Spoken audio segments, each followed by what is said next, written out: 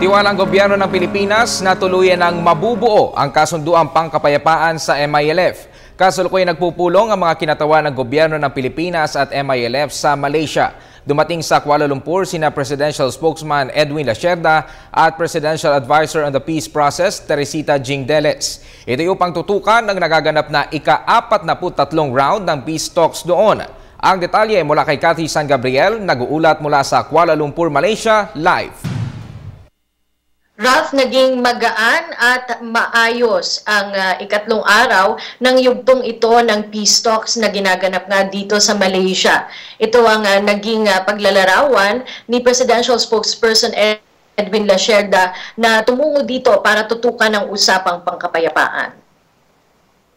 Umaasa ang Malacanang na makukumpleto na ang Normalization Annex at Addendum on Bangsamoro Waters na agreement sa katapusan ng yugtong ito ng peace talks. Ayon kay Presidential Spokesman Edwin Lacerda, tila magaan at maganda ang takbo ng pag-uusap sa pagitan ng GPH at MILF panels ngayong isinasaayos ang Normalization Annex ng agreement. There is guarded optimism. Hopefully by this round matatapos na natin itong annex. But again, it's everybody looks to today's round of talks with hope.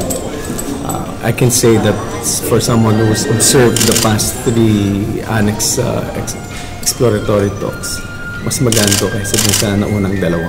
Ayon pa sa kanya, ang kasunduan ay inclusive at para sa lahat, kaya't umaasa siyang hindi na mauulit ang sigalot sa Zamboanga na dala ng Miswari faction.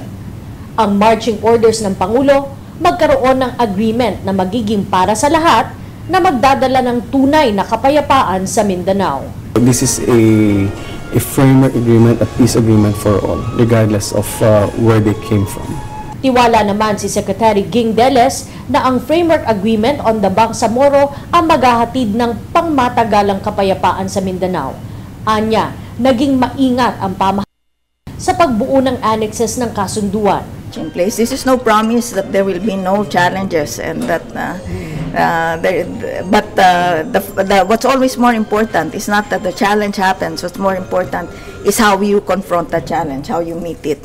And I think as far as that's concerned, we are learning lessons. We have more people on board, and the sense that you will get on the ground that people are really hoping and people are really saying this is going to be so important for the country.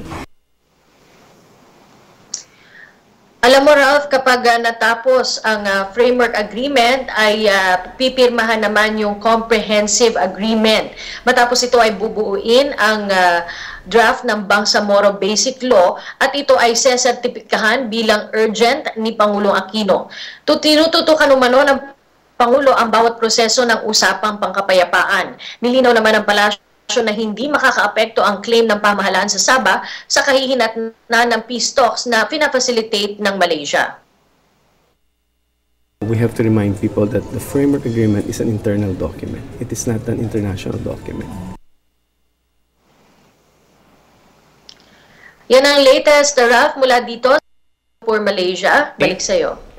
Cathy? Yes, Ralph.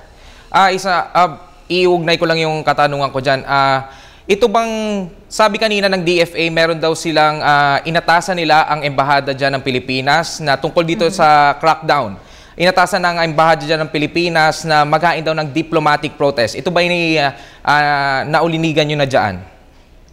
Alam mo, Ralph, kanina kasi tinutukan ko yung peace talks, no? Pero kahapon ay nakapanayam ko ang Consul General ng ating embahada dito sa Pilipinas at wala pang ganyang nababanggit sa akin. Kanina rin ay tumawag ako sa Philippine Embassy at wala pa namang ganyang instructions. Pero aalamin natin at i-monitor natin yung report na yan sa mga susunod na araw.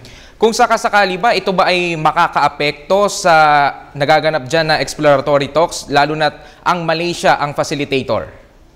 Yun nga, Ralph, no, gaya ng aking nasabi, nagpahayag na ang palasyo ayon kay Presidential Spokesman Edwin Lacerda, walang magiging epekto ang crackdown dito sa usapang pangkapayapaan kasi nga itong ginaganap na peace talks, ito ay isang internal document. Ibig sabihin, ito ay sa loob lang ng Pilipinas sa pagitan, kasunduan to sa pagitan ng pamahalaan at ng Moro Islamic Liberation Front. Okay, maraming salamat, Cathy San Gabriel, live mula sa Kuala Lumpur, Malaysia.